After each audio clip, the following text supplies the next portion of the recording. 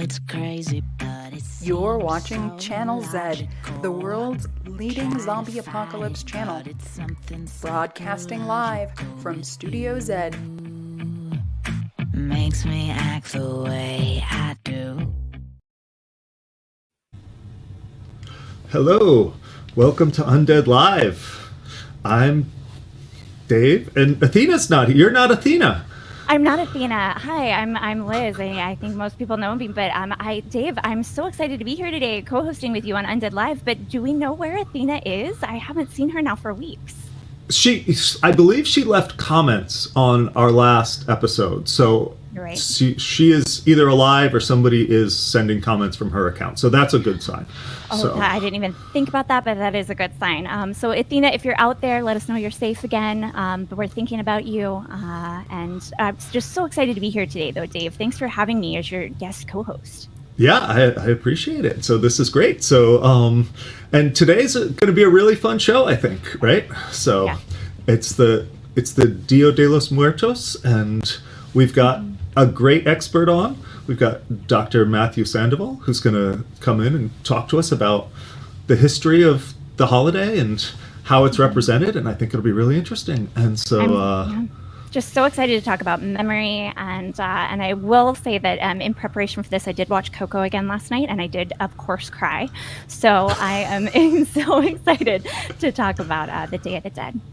all right, and we may have our illustrator and sports correspondent Neil Smith coming in with a special. He has noticed a new zombie outbreak of chairs, I believe, and I think so. I think Neil is joining us. Neil, are you with us on the stream today? Hey, are you guys there? Yeah, Hello. Neil. Wow, Hi, it's so good hi. to see you safe. Hey, Neil. Yeah, it's been a tricky day actually, having a bit of a Wi-Fi apocalypse. So I've had to seek alternative alternative premises. So I have to hope the owner doesn't come back in the middle of this show. Otherwise, it could be tricky.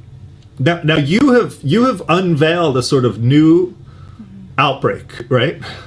It's kind of it's an outbreak of an existential nature, I would say, started off. I went on an ill-fated family holiday to a hotel during the pandemic last year, and the rain was coming down. There was nowhere to go really. It wasn't much of a holiday, but as the rain was coming down, I glanced out of the window. And just on the patio was just a single chair. It was rusty, tired looking. Looked like I felt actually. Completely soaked through. And it was so sad, this chair. Me and my family christened it the Chair of Despair. And it seemed to capture an apocalyptic moment in a single, seating arrangement. And ever since then, I've been seeing these single isolated chairs around. There's one I spotted the other day, looking a bit sad.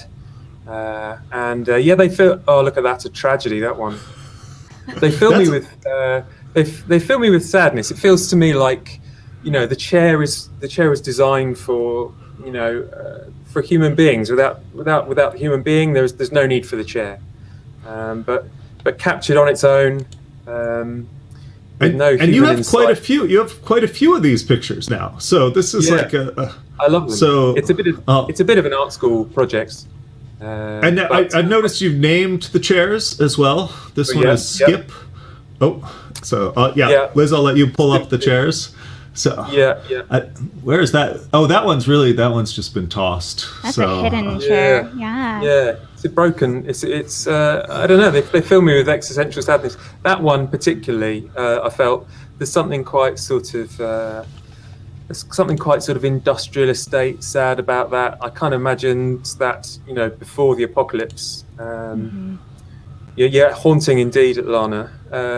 I love that one. It's one of my favorites. This is my favorite that you're sharing. I think that there's something just so desolate about this, and I'm actually worried about you and whether or not you're safe in the apocalypse as you're looking at this Chair of Despair. Yeah, well, it's difficult. it's difficult, obviously, with the apocalypse in full force, and the constant threat of zombie attack. To be going out and looking for these photographs was kind of heroic in a way.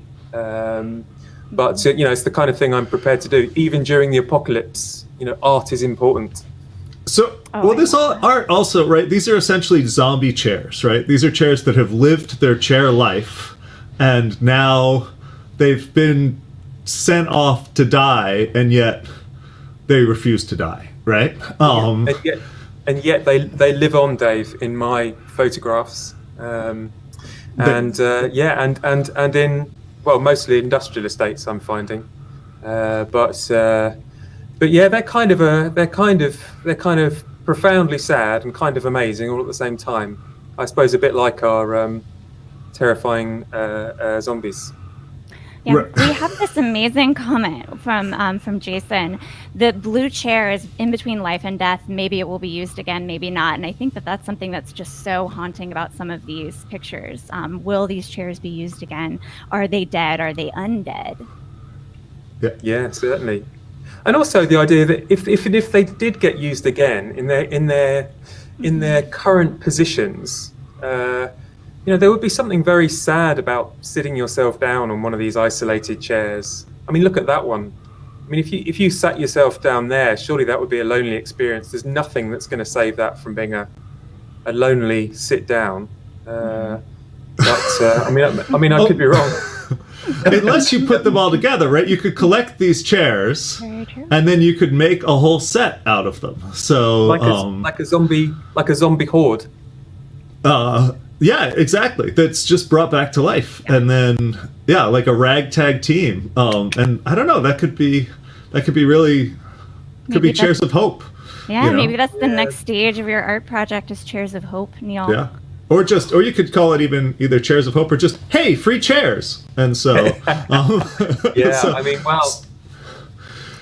completely open. I'm taking. It's hard to make a living as an artist during the apocalypse. I'm certainly taking commissions. If you guys would like me to put together some Chairs of Hope for you as a celebration of the apocalypse, then I'm what can I say? I'm open to offers. Now, I will say we do have one detractor. Jason says that's playing God. We should leave the chairs where nature placed them, and so I don't know. I think this really raises a lot of questions in a somewhat abstract way, but it raises a lot of questions about how we relate to our lives. I know when I've had bike.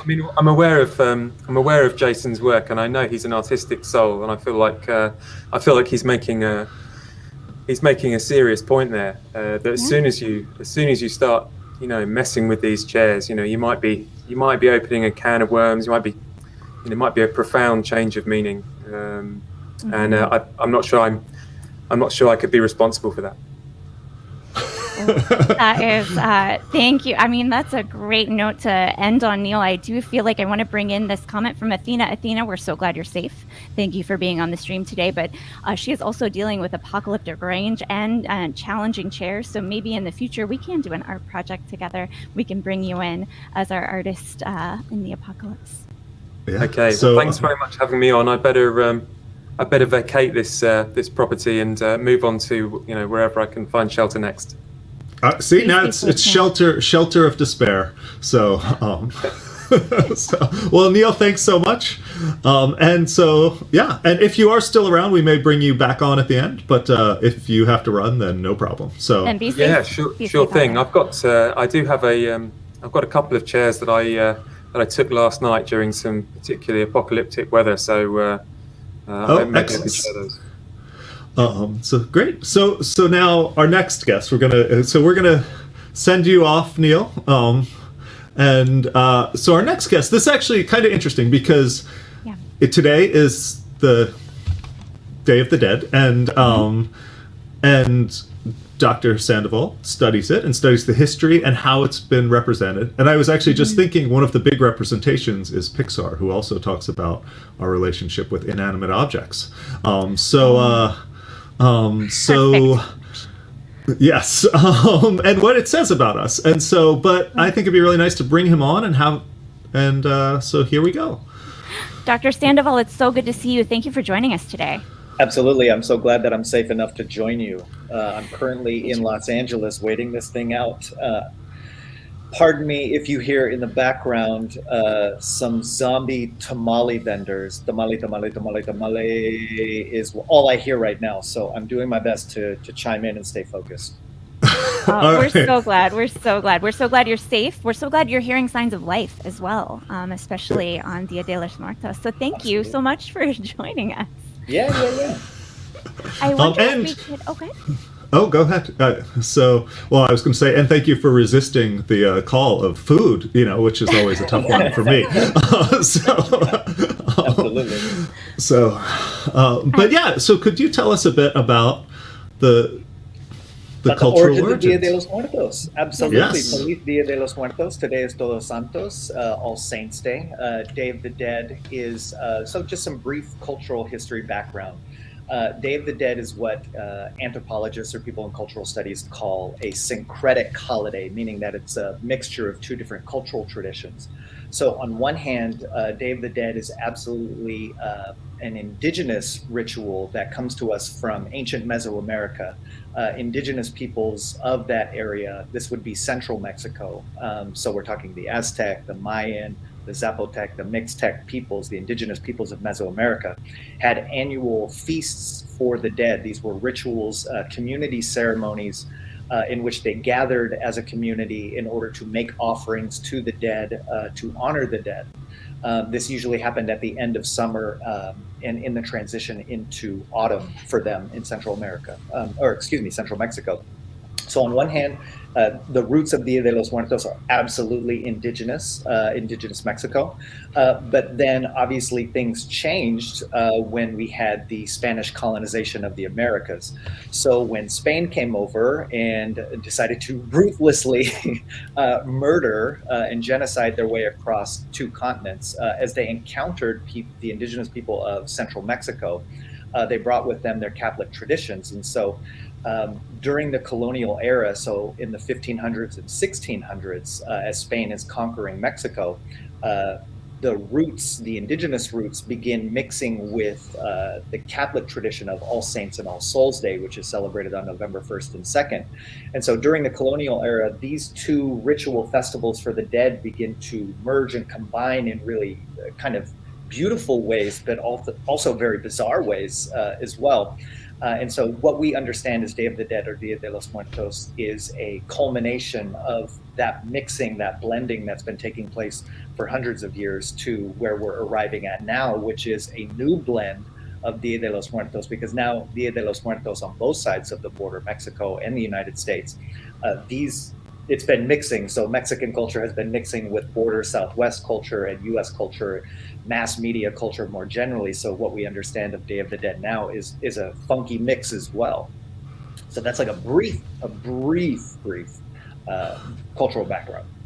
So let me ask, for both of these, why this idea of a holiday about the dead? Well, for the indigenous people of Mesoamerica, the dead were not just the dead. The dead, and by dead I mean those who have recently died, but also the ancestors. They served a very sacred position where they held sway over the living, which is to say that they could intervene for the health of the living. They could intervene with rain, they could intervene with the fields and crops, et cetera, et cetera. So making these offerings to the dead was a way of basically currying favor with the dead so that they would be able to bless you during the year. So that's that part of it. That's beautiful. And I think I grew up Catholic, right? And so also this idea of this, like, All Saints Day is the day that you pray for anyone that you know that might be in purgatory, right? Yes. And I just love the way you've described this kind of melding of the two traditions and how it happened. And I've never heard that term that you used, a syncretic holiday, before. And it's just beautiful to think about that. Yeah, and like I said, it continues to mix, and it's anybody who's observed it either in Mexico or even in the U.S., because it's increasingly celebrated in the U.S., not just among Mexican Americans and Latinos. It's celebrated by all number of people from different races, religions, etc. So it's becoming increasingly popular. But yeah, you'll notice that. If you pay close attention, you'll see a lot of Catholic iconography. A lot of Virgin Mary, a lot of Jesus, my man Jesus, right? You'll have all of that Catholic imagery mixed with like very indigenous aspects, like the skulls, which go all the way back to Mayan and Aztec iconography as well. So yeah, even visually looking at it, you can understand that it's a blend. But the closer you get to it, to understanding the actual spirituality, because of course there is a deep spirituality to this holiday. It's not just painting your face and pretending that you're dead or anything like that. It has real. I like to tell people that Dia de los Muertos really does contain medicine. It allows us to heal and deal with grief and the loss of people. Can I ask a question? Because I know it's, at least in my mind, it's associated with this very distinct visual style, which I think of as quite happy, right? Which often I think is being a little not normally what I would associate with death, right? And so is there a connection? Am I correct in believing that it's sort of a happy day? So, yeah, absolutely. It's 100% happy, bro. Like, I'm happy as hell. Look at my face. No, it's definitely happy because now the modern or relatively recently modern understanding of Day of the Dead as it's celebrated in Mexico and the U.S. is that it's not just a day to honor and remember those who have passed. It's also the day, because we're concentrating on those who have passed, it's a day where it's a reminder that, holy moly, I'm still drawing breath today. That is it's a day to live it up, precisely to acknowledge that we are alive, and therefore we need to be as happy as humanly possible because we are not dead. So it's a matter of, on one hand, honoring the dead, and on the other hand, saying like, yo, I'm still breathing, I'm still living life, and today I'm going to live it up through eating as much as possible, drinking as much as possible, really living it up. So that festive nature has always been a part of it because it contains the duality. And I know that you're a scholar of performance, and I wonder, how is performance connected to this amazing celebration of life? Yeah, so a couple different ways. So generally, as it's celebrated today and tomorrow, because most people do celebrate it on November 1st and 2nd. Although in Mexico, to be honest, the holiday takes up the whole month of October, really, all the way into the middle of November. So it's celebrated through performance, often through dressing up as the dead, as a way of reflecting the dead, but also kind of acknowledging that you are not afraid of death, right? But you wear the trappings of death. So there's performance that way, but then there's also a lot of Aztec dance, a lot of indigenous dance that to invoke the spirits, right? Because we, as the living, this is the day where we bring the dead back to us, and we do that through ceremony, whether it's decorating ofrendas and altars to bring the dead back, or performing music and dances and chants to bring the dead back. There's a lot of work that the living have to do in order to allow the dead to come back from the afterlife into the land of the living. Oh, I love that. And so speaking of work, could you talk a little bit more about ofrendas and altars?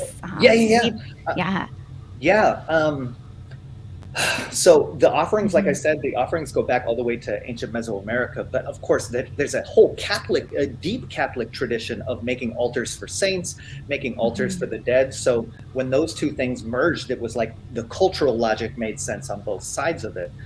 So the altars are traditionally set up on the week before Day of the Dead, on a table. Sometimes they're quite elaborate, but they'll always contain water and bread and food that are offerings for the dead. They'll contain the cempasúchil flower, the marigold flower, which is synonymous with Dia de los Muertos in Mexico, and then papel picado, because the altar is meant to contain the four elements, fire, earth, water, air.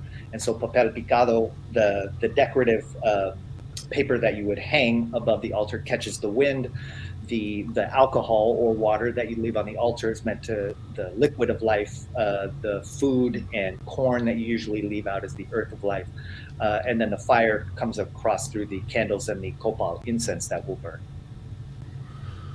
Sorry, that was like a ton of info. I was like absorbing it because I just learned so much. Thank you. Yeah. We have this comment, Dave. Do you mind if I bring in a comment really quick? Yeah, go ahead. All right, perfect. There's from Athena. So the idea of not being afraid of death is kind of far from typical American culture, which seems to be in denial about death. And, on Channel Z, we talk about death and the undead and zombification of things.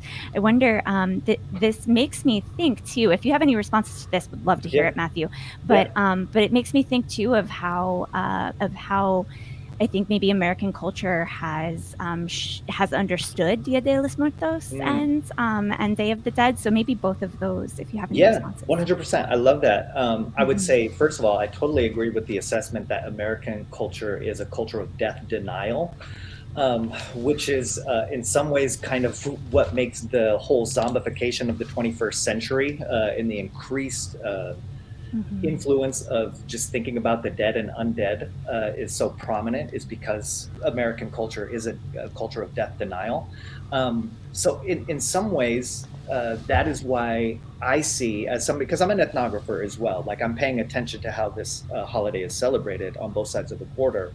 And what I would say, what I'm seeing is more and more non-Latino, non-Mexican Americans coming to this holiday, and coming respectfully. I mean, certainly there's all levels of cultural appropriation and commercialization, blah, blah, blah, blah, blah. Right. But there are also people coming because they recognize that there is something here that allows them to grieve, to heal, to think about the dead in a way that is really anti-American. So I see people coming to this holiday more and more, especially in the past decade, precisely because our grieving process in the United States is a tragedy. Like we try to move through it. We have the social pressures and cultural pressures to try and move through it immediately. Whereas Day of the Dead asks us to kind of bathe in it annually, like really to kind of immerse ourselves in that concept of death and really face it, because it's a natural part of life that we don't want to deny, right? Like we're all going to die. It's the one thing that does unite every single human being on Earth. And it's such a natural part of life. It would be stupid for us to deny it. It's so much better to embrace it, and to embrace it with a level of joy and festivity too, because we celebrate life. We should celebrate death. It's as natural as anything else. So I was raised strange though for a lot of people. Yeah, I was raised as a Swedish Lutheran. We're not supposed to find joy in death or life. That goes against our whole culture. Joy is not a part of anything. I will say, actually, I remember the first time I saw or learned about Day of the Dead, I was like 12, and it was on like a church field trip. And I remember I was like, thought, this is wild, like, because it was really different. This idea of like, wow, finding this seems so joyful. And so, so it is. I wanted to say, though, also, so this has been, I think, for a lot of people, a tough year, right? A really tough year, and a year where a lot of people have experienced a lot of death. And so is there, I don't know, so what is the sort of takeaway that people from all backgrounds and cultures could take away today on the Day of the Dead, as we're sort of...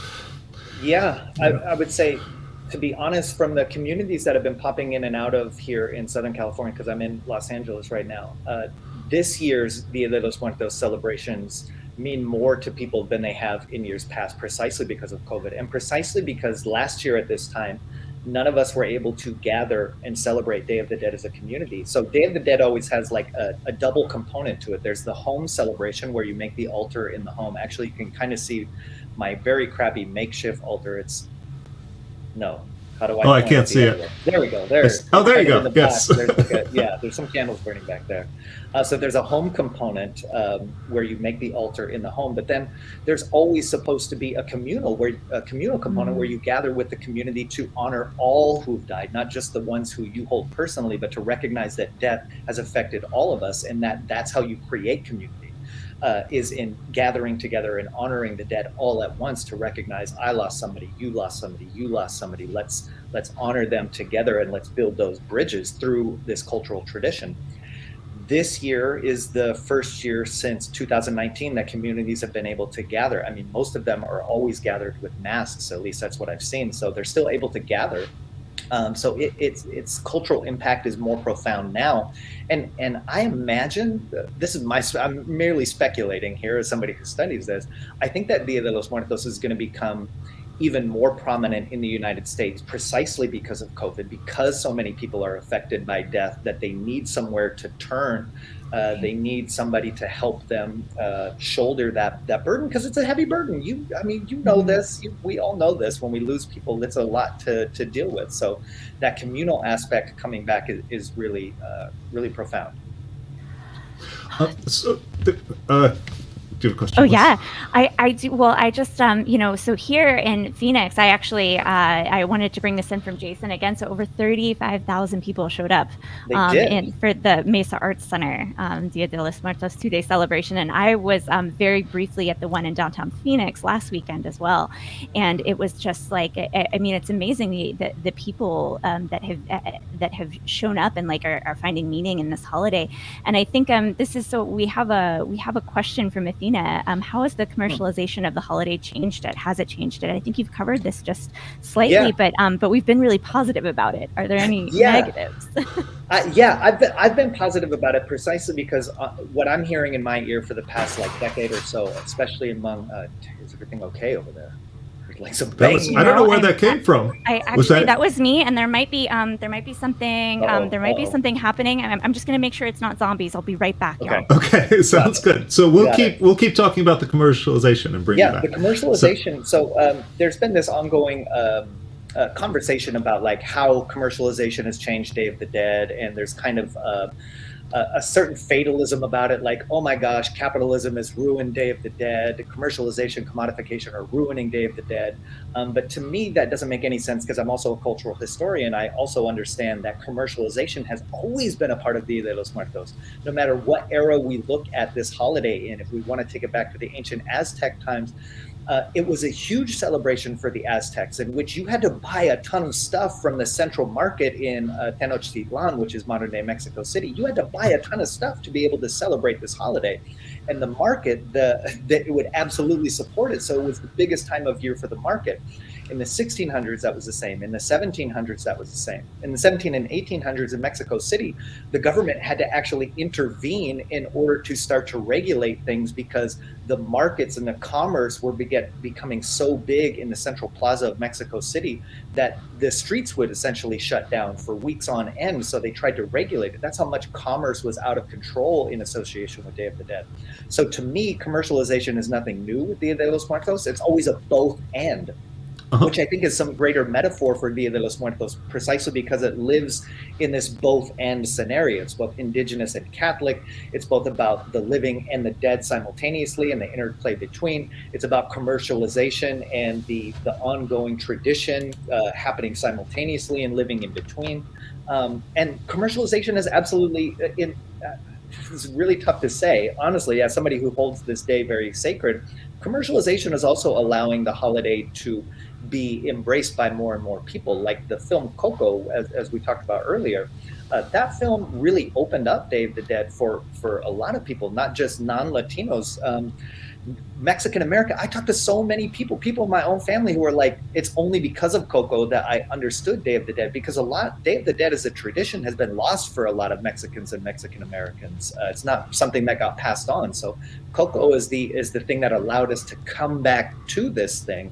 And in that sense, yes, Disney has commercialized and commodified Day of the Dead, but they've also made it totally accessible now for people who didn't know about it otherwise, including Mexicans and Mexican Americans.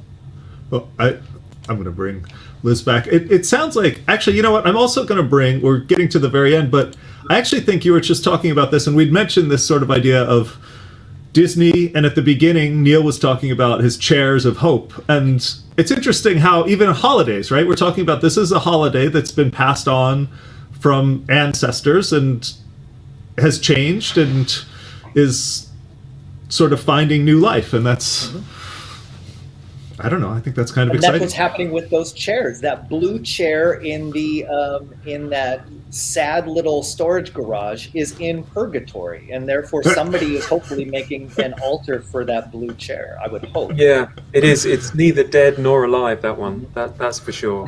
Now that one, yeah, I'm not sure about that one either. It looks quite a newish chair, which suggests it might have been there. Might have been put there quite recently, which. I don't know. One of the other great things about these chairs is that they conjure with your imagination a little bit. I like to imagine the life they've had or the life they're going to have. You know what I mean? You can project quite a lot onto them, which I think adds to their wonder. Wouldn't you agree? Yeah, I mean, it is. It's like an altar to somebody we don't know, right? Like this, there's somebody sat in that chair, maybe there or maybe somewhere else, and then they put it there. And it's wild, like to think about all these people. Yeah, definitely. I have a friend who works in film and TV. His favorite game when we go out for dinner is to pick people in the restaurant and try and come up with a really fun backstory for them. And I kind of feel the same way. I kind of feel the same way about my chairs. It wouldn't take much to project or come up with a really interesting, past history for those chairs. So I did want to say one last thing with the. We had a comment a little bit back about this idea of having what is it? Having almost like obituaries for people while they were still alive. Yeah. And the Calaveras poems. Oh yeah. So can you tell us real quick? I know we're going a little over, but could you tell us what those are? Absolutely, 100%. So in Mexico City, there's a tradition that dates back to the mid 1800s. It's called the literary Calavera. So it would appear in like Mexico City newspapers, in which poets would imagine somebody who's alive. Generally, you imagine somebody who's like a celebrity or like a government official, people who are of the highest of the high. And on Day of the Dead, you pretend that they've died, and then you write an ode to them that is pure satire as a way to lampoon and make fun of the rich and the celebrities to kind of bring them down, because Day of the Dead is also about reversals in some sense. I said that it's about in between, but it's also about reversals. So if you're super high or celebrity or a high government official, you will have a poem written about you and published in all of the newspapers that essentially pretends you're dead and then makes fun of all the ways that you showed up short in your life. We should do that for all. We should do that for the other hosts, for Athena and Dr. Joe. We should put it up on our social media. Bezos, actually, I was thinking about doing it for Bezos. Actually, I don't know. So yeah. I must say that sounds terrifically British. Actually, I think. The only way you could be to poke fun. We're not very good at expressing our feelings, I don't. No, certainly you have no revered poets or artists or anything. Well, thank you both so much for being here today. I think this was fantastic, and I actually really look forward to spending the day thinking about people I know who have passed on, and people I don't know who have passed on, and people I know who are still alive. And so thank you both, and thank you both. Yeah. It was so good to have you on the show. I will be, I'll be thinking about the futures and the past and chairs of despair, but especially trying to remember my folks and all folks. Thanks for being in community. So, Dave, I think that is a wrap on Undead Live. It was so good to co-host with you. Yeah, it was. Thank you so much, and I think this was really fun. And thanks to everybody out there for joining us. So thanks for tuning in. Thanks for tuning in for Undead Live. We will see you in next week's stream on. And if the